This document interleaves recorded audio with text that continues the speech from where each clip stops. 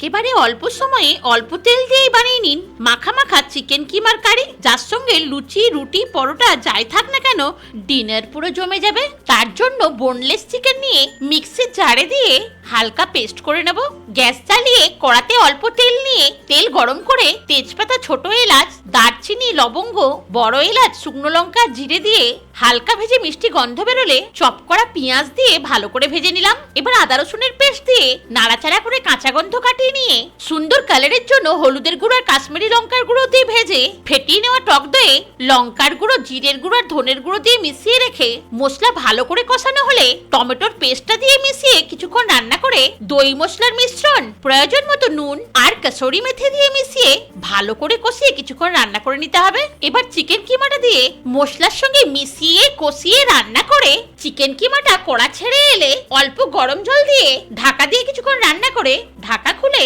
চেরা কাঁচা লঙ্কা, কুচনো ধনেপাতা আর একটু গরম মশলা দিয়ে মিশিয়ে নিলেই টেস্টি চিকেন কিমা কারি পুরোপুরি তৈরি।